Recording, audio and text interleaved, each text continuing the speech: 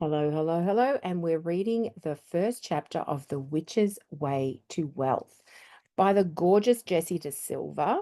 She is known as the Millennial Money Witch, and she's an awesome human. We actually had a chat and I got to know her a little bit, and she's pretty amazing. She's got this is a great book. It's a real practical guide. So let's dive in and we'll read chapter 1, The Energetic Nature of Money. Once upon a time, I thought about money probably the same way everybody else does, as a finite resource. It's something you're either rewarded with for hard work or something you lose when you don't spend it wisely. I was also riddled with the notions about the morality of money. In my past, money was a necessary evil. I shouldn't think about it or want it or use it except to cover my basic needs. So, exactly how did this relationship with money serve me? Well, it didn't. No matter whether I made 40,000 or 80,000, it just never seemed to be enough. Besides rent, there were utilities, the ever-growing price of groceries, vet bills for my cat, and more expenses just to exist. And of course, as my salary grew, I wanted to live a little too. Sue me. Going out for dinner here and there, a trip to visit a friend once or twice a year. I, re- I lived a really basic but somehow really expensive life. I found that always I was always resentful of living in what felt like an endless cycle of my salary pitted against my wants and needs. There had to be more to life, more than my forced dynamic with money. Working 9 to 5 seemed such a long time to do anything, even something I love like lawyering and reporting. And there was a difference between doing something you love because you want to do it versus doing it because someone will take away your only source of income if you didn't. Even when I made plenty of money and lived modestly, I felt like I was getting ripped off. But to admit I wanted more money? Oh, honey, never. No, no, no. For past Jessie, playing by the rules and being nobly poor while changing the world was the only proper, right way to live. God forbid that my desire for money turned me into one of them. You know who I'm talking about, the rich bitches of the world, the Jeffs, the Bills, the Waltons, them, the 1%. I blame money for why those companies exploited so many, because if you have too much money, it will ultimately corrupt you. Not I, said the little hen. I will stay down here with the other 99% and refuse to admit that I had any wants or needs outside these little treats I granted myself now and then. And of course, it wasn't true at all. We all want money. That's no surprise. But we're all terrified to admit how much we truly want. Not just enough to survive, but enough to thrive. What's funny, or perhaps what's predictable, is that so many other aspects of my life followed that same pattern of thinking. It was wrong to want what I wanted. Not only was my relationship with money lackluster, but my relationships in general were. I carried so much resentment for the friends and family who constantly asked me for support, not only just the emotional support of holding space when someone cries about their breakup on the phone. I'm talking about ranting about the same problems over and over again without ever taking my sage advice, loaning money to relatives who couldn't seem to get a handle on their finances as much as I repeatedly tried to get a handle on mine, always coming close to paying off my credit card debt, but never actually becoming debt free. I was so angry and so very afraid to let it out. Even in my career, I deeply hated having to play kiss ass to my bosses, to pretend to be Pollyanna in professional settings when I cursed like a sailor, and to tone down my fashion sense to make it acceptable for office dress codes. And for what? So they could pay me pennies and heap more work and responsibility on me as a reward for being a high performer. And don't even get me started on my dating life, which was littered with trash men who swore they wanted intimacy and commitment, but constantly let me down and broke my heart. Looking back now, what I see, the common denominator, me. I'm not saying everyone deserves a free pass, but the truth is that I didn't say anything. I accepted the dynamics at hand, and even encouraged them in some cases. I carried a definitive split between what I wanted, enough money to live comfortably and thrive, and what I subconsciously believed I was allowed to have, just enough to scrape by. I would eventually learn that the most basic level of magic and manifestation, that split in desire between the conscious and the subconscious, was the reason why nothing I tried to better my situation seemed to work for very long. The most fundamental building block of spell work, money magic, and manifestation is a thought form, which describes the energy generated when your conscious and subconscious beliefs match. It sounds easy, but we can rarely identify our subconscious belief based on what we logically know to be true. It's called the subconscious for a reason, and the best way to discover what's down there is to look at your life and see where you aren't getting the results you want. The truth is that all of us have been conditioned from childhood onward by society, our parents or caretakers, the media, our communities, and so on to accept the bull when it comes to making money. A story from my childhood really highlights how early I, like many, lived in the dynamic even though it wasn't and isn't about money. All of my aunts in my family were renowned for buying me and my three siblings atrocious clothes for Christmas.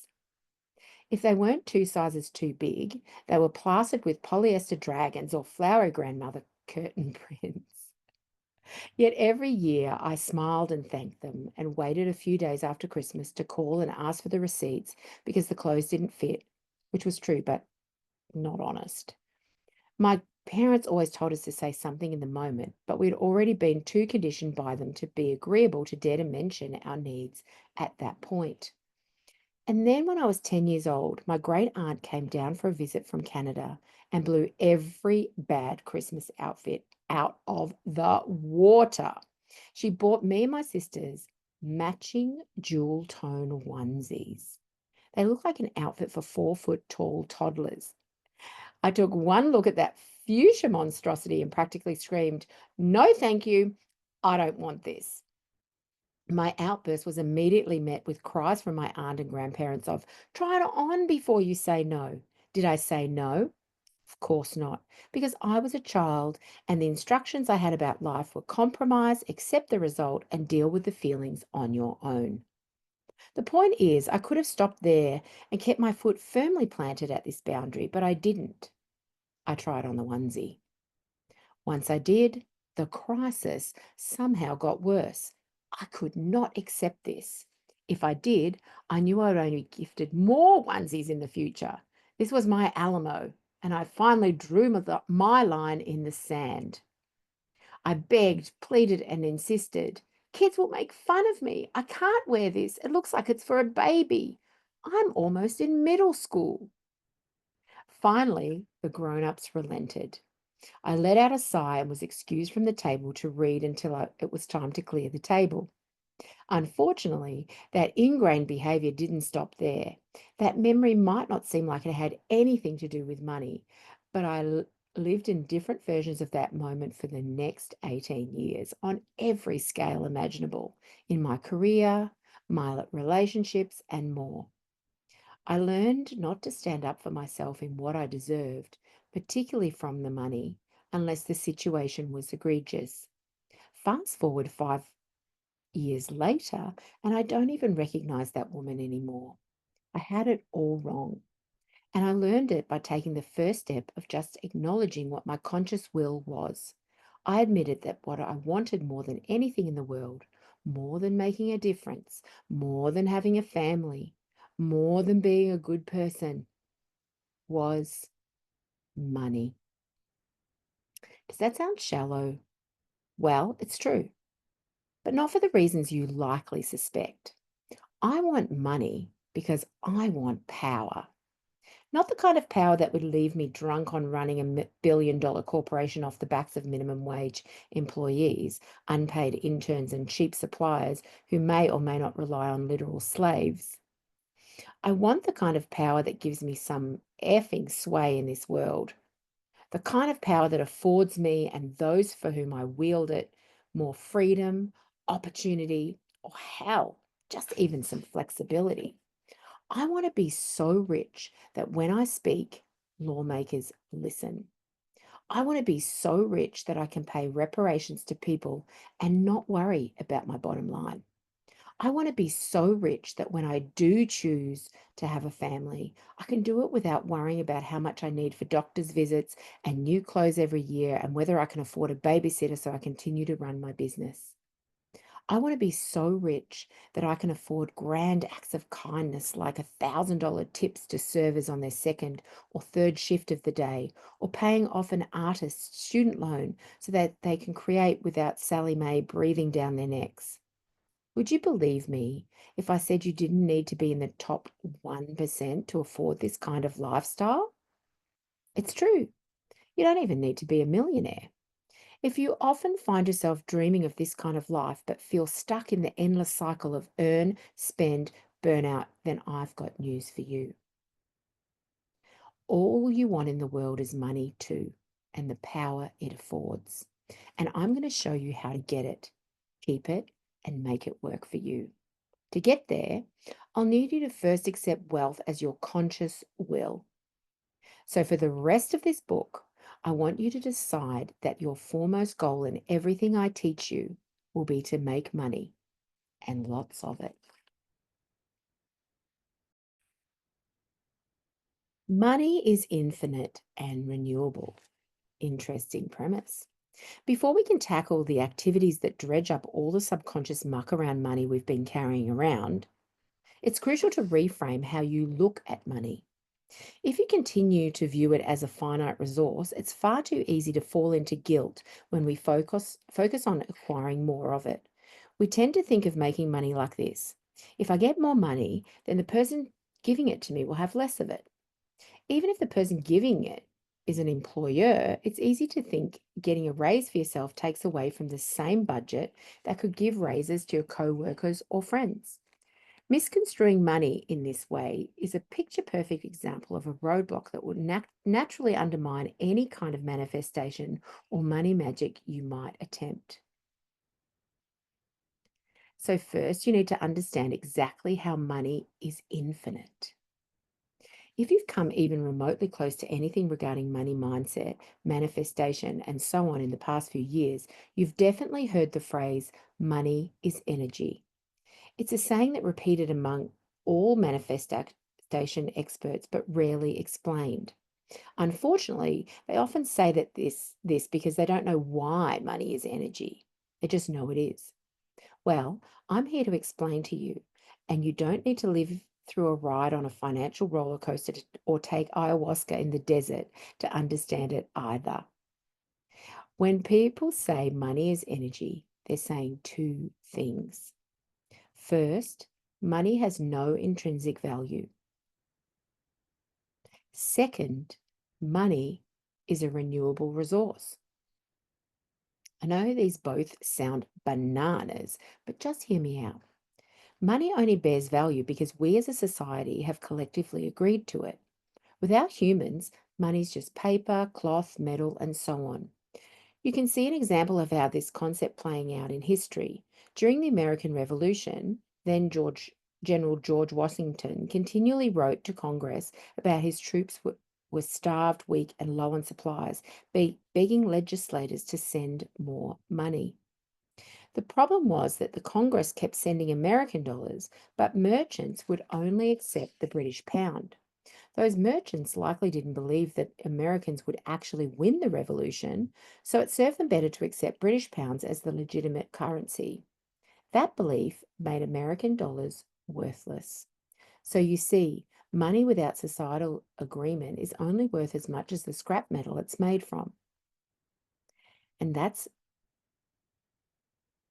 why use money at all? Well, because it's a standardized method of transaction. Before the collective agreement to create currency, we lived in a trade society. Might sound ideal to barter your goods or services in exchange for different foods or services from others, except for the fact that there's no guarantee that your bartering partner values your goods in the same way as they value theirs. I might believe that a sweater that took me a month to knit should cost about the same as a month's worth of eggs for my family. And when that farmer has abundance of eggs, they might agree. But what happens in the summer when it's warm and there's no need for knitted goods? And what if the chickens aren't producing as many eggs? Will they still feel like a month of eggs is a good trade? That's where currency comes in and standardizes transactions. And ultimately, that's what money is, a physical representation of transactions between buyers and sellers. It's even in the word currency. Its Latin root is the word currens, which literally means to current. And just as water moves in currents in rivers and the oceans, so too must money. It only has worth as long as we all believe it does, and serves its purpose of representing the potential flow of goods and services to be exchanged. And just as belief can affect the value of goods in a trade society, belief can also affect the value of currency on multiple levels. On a grand scale, belief is what causes the stock market to rise and fall. On a small scale, belief keeps us in low-paying jobs or undervaluing our time when setting business rates. The second part of money is energy, is that it's a renewable resource. That means it's less like fossil fuels and more like sunshine. Money, as anything but finite, might sound bonkers to anyone who's ever experienced being broke, losing a job, or borrowing it from a friend. If you take money from someone, you have what was theirs, right? They now have less and you have more. It makes sense. Except that money doesn't come from a well with a concrete bottom. Not only is it printed controlled by the government, but it's also increasingly digital. It's easier to wrap your head around money being like sunshine when you receive payments via online banking, PayPal, or Venmo. At the end of the day, your money is just a sequence of numbers on a screen passing over the airwaves of the Wi-Fi in your home. If that feels a little esoteric, imagine walking through your neighborhood. All of your neighbors have some sort of money coming into their hands and leaving them. At the very least, everyone is paying rent or their mortgage, either online or in their mailboxes. If they have cars, they're sending money to pay for them or money for the insurance every month. And they're receiving payments from a job, Social Security, or even a trust fund. And as you walk through your neighborhood, it's not hard to imagine that money is exchanging hands at different moments of the day. Maybe someone got a refund in their bank account. Maybe someone else got birthday money in the card from the mail. Either way, money is flowing through the air everywhere they go. If that still feels tricky, imagining visiting a cafe or a fast food restaurant. Everyone in line is transferring digital numbers from their accounts to the corporations. The corporation is sending electronic paychecks to the employees. Anytime you walk into a store, even if you don't buy anything, money is still flowing through the air between all sorts of parties involved in the business of running that store. Once you realize it, you can start seeing the air as if it was pregnant with money. And if you can shift the mindset, you feel as if you could almost reach out and grab it. Maybe it's easy to understand this concept, but you still don't believe it's true for you. I get it. It's hard to feel like you're entitled to the money being paid and received inside a McDonald's, especially if you're there because it's one of the cheapest meals available to you. Well, there's more than one way to tap into the feeling of money being around you. For instance, there's a meditation practice that seeks to create an effect of inner peace and abundance by taking walks and noticing it is abundant, or noticing what is abundant, even if it's not money. Want to try it? Let's go back to the neighborhood for a moment. If you live on a tree-lined street, it would be easy for you to walk around in the middle of autumn and say, "My goodness, look at all these leaves. I can't count how many leaves there are. There are easily thousands of leaves on the street." And if you live in an urban area like New York City, you can remark on how many bricks there are in every building, how many people there are on the street, how many car horns you hear. It doesn't matter what's in abundance. All that matters is that you notice it. If you can have fun and get playful with this exercise, it will be even more effective. How fun is that? Do you think you could do that? I do. I think that the more you look for, the more you see, the more abundance you feel. It's delicious. Let's keep reading. Money is just a tool. Now that you can see how exactly money is just energy, you can dispel the myth that it's also the root of all evil, and by extension, that you are evil for wanting ridiculous amounts of it. So many of the judgments we received growing up created the idea that money turns people evil. It's easy to understand why you run the risk of your magic or manifestation backfiring if you don't reframe this concept as well. Money is neither inherently bad nor is it inherently good. At the end of the day, money is just a tool, no different than a hammer. If someone uses a hammer to build free houses for the homeless, we could collectively agree that the hammer is used for good. But if someone takes that hammer and uses it as a murder weapon, it's just as easy to say that the hammer was used for evil. However, the hammer itself isn't morally good or bad in either scenario. It's the use that is good or evil. You see within the tiers of rich people all the time. If you're someone like me who laments the fact that billionaires could use their money to change the world, chances are you've done some reading about resource hoarding and how the top 1% in the world have exploited their way to the top. Many billionaires would have us believe they worked their asses off to become the billionaire they are today.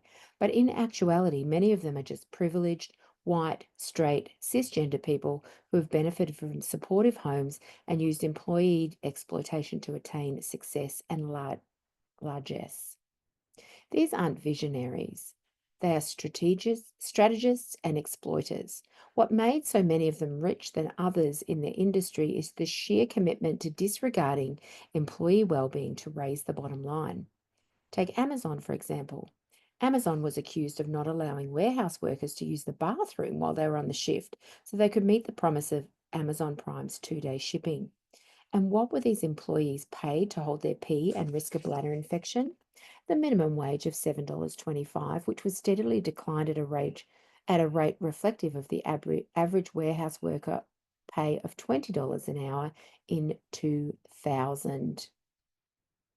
This wasn't the only option for Amazon to meet the self-imposed deadline of 2-day shipping. They would hire more employees, open more warehouses, and even, God forbid, extend Prime to 3-day shipping. But that wasn't happening because when people are going through bad times, they'll take jobs they can and put up with the harsh working conditions that make ends meet. And if Amazon could get away with high turnover and meeting Prime deadlines without paying more than the minimum wage or giving room breaks, they would. And this is why so many loathe Amazon's CEO, because there aren't possibilities for reaching the same goal without exploitation. Yet he chooses to maintain exploitative practices again and again. Once you reach billionaire status, it's nearly impossible to spend all the money you have in your possession fast enough to lose it all before you die. With this money, he could maintain multimillionaire status and still give clean drinking water back to Flint, Michigan, which costs $50 billion, save 300,000 children worldwide from dying of preventable diseases by paying $23 billion to get them all vaccines, pay for their education fees, books, and school supplies of 10 million children for just $7.5 billion, pull 850 million people across the world out of extreme poverty and into higher poverty levels for just over $1 billion. And he would still be a multimillionaire. But don't forget the hammer. The money isn't at fault here. It's the desire for hoarding resources. And it's even possible to become a billionaire without, no. So, is it even possible to become a billionaire without exploitation? Many argue no, but it's okay never to attain billionaire status because being a millionaire should be good enough. One case proves this, our Lord and Saviour, Dolly Parton. Dolly has donated so much to charity over her career that it seems no one can accurately estimate what her total net worth would be without those donations. In 20 2021, Forbes estimated Dolly's net worth at 350 million, while other sources placed her at 650 million, nearly double.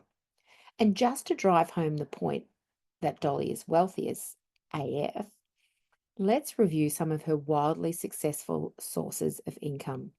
Her catalogue of music makes up a third of her income at around 150 million, thanks in part to her decision to keep all of her publishing rights by starting her own publishing company at 20 years old. And that includes the rights to the hit song Whitney Houston made famous in 1992, I Will Always Love You. Royalties from that song alone have made Dolly $10 million. Wow. In 1986, she started her own theme park, Dollywood, to stimulate the economy in Sevier County, Tennessee, where she grew up, even though her financial advisors were against it. That doesn't include the extension since 1986, including a water park that makes $20 million, a resort and spa earning $50 million, $15 million, 8 restaurants and dinner theaters in the area. She also started a production company focusing on independent films and television, such as a little TV show in the 90s called Buffy the Vampire Slayer. How cool, I didn't even know Dolly supported that. That's amazing. She financed it even after the original movie tanked at the box office because she believed it was a story worth telling. And let's not forget all her new merchandise like her signature perfume, Scent from Above. Suffice to say that Dolly is synonymous with dollar at this point, but remember, she's not a billionaire because of all of those donations. Charity work has peppered her career since the beginning, but let's review some of the more noteworthy donations over the decades. In 1998, she founded the Dollywood Foundation in her hometown to decrease the dropout rate by giving every 7th and 8th grader $500 when they graduated from high school. That would be more than $1,300 today. She opened a 30,000 square foot eagle sanctuary in Dollywood in 1991. 4 years later, she started the Imagination Library, which now sends 1 million books per day to children all over the world. Back in 2007, she performed a concert to raise $500,000 towards building a hospital in Sevier. More recently, she ran a telethon to benefit the victims of the 2016 Tennessee wildfires that raised $13 billion for the hardest hit residents. Then she started to grow her own fund to give $1,000 a month to 6 families, which she continues to provide today. Wow. The following year, she gave $1 million to the Monroe Corral Jr. Children's Hospital at Vanderbilt University Medical Center in honor of a niece who'd been treated for leukemia there. And in 2020, she donated $1 million to Vanderbilt's vaccine efforts, which directly contributed to the development of the Moderna vaccine for COVID-19. And this isn't even close to all of her donations. It doesn't include the time she's donated, such as reading bedtime stories online during the pandemic, or the investment she made to stimulate other straggling communities. For example, the office building she bought with her royalties from Whitney's cover to support a historically Black community in Nashville. That investment was part of the reason why the community attracted restaurants and other attractions that turned into a booming borough it is today. So is it possible to become a billionaire without exploitation? Yes. Meanwhile, the other spent 5.5 billion to take his penis-shaped rocket ship to space for 4 minutes to get away from the dying planet he can pretty much afford to fix. Money is just a tool. The way it's used is what determines whether it's good, evil, or something in between. And here's the catch. If you wish you had this amount of money so you could change the world in the ways you know in your heart it could and should be improved, it would pay off school lunches for children in your community, send someone to college, buy houses and give them away to the homeless, then I've got news for you. The world needs you to be rich. Yes, you. You need to be the change you wish to see in the world. However, I believe the data backs me up in saying that you could make a much bigger impact if you committed to making money and giving away as much as your goals demanded than you could be by staying noble and poor, by working yourself to death in the name of change. If you can accept that it's your duty to become wealthy so that you can change the world for the better, this will amplify and expand all your growth opportunities and then your spell work and manifestation strategies. So let's get rich. The world needs you. Show me the money, magic. At the end of each chapter of this book, beautiful Jessie does a show me the money magic section and just summarizes a cool few things that you can do as a result of reading this chapter. So let's dive in. Money is energy, meaning that money moves freely like current, hence the word currency, and it's a renewable resource like solar power. Whatever flows away from you will return because that's what money does. If you think about how many digital transfers are happening at any moment over Wi Fi, it's easy to think that money is flowing all around you. Money is a tool. A tool alone is neither good nor evil. It's how one uses the tool that makes the difference. People can use it for corporate greed or to better others' lives. Money itself is not the root of all evil. Activities. Number 1, what's abundant around you right now? No matter if it's bricks or leaves, make a list of abundance surrounding you. Imagine the kind of people who would love that form of abundance. Sit with the feeling of being rich in something others would love to have. Number 2, money is neither good nor evil. The only morality that can be assigned to it is its use. What are the other resources unto which you tend to place judgment? For example, if you hate spiders, list out the ways they benefit you and the world around you, such as trapping mosquitoes. Number 3, find your money role models. Who uses money in the way that you would love to use it too? Write what you love about them and place a picture somewhere where you can see it in your home so that they serve as a visual reminder of the good that you can do with money.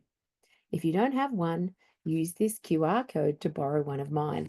And she has a cool QR code at the bottom of each chapter, which is really cool. I hope you enjoyed that. It's one of my favorite books. I really love it. The Witch's Way to Wealth, the Every Witch's Guide to Making More Money Faster and Easier Than Ever by Jessie Da Silva.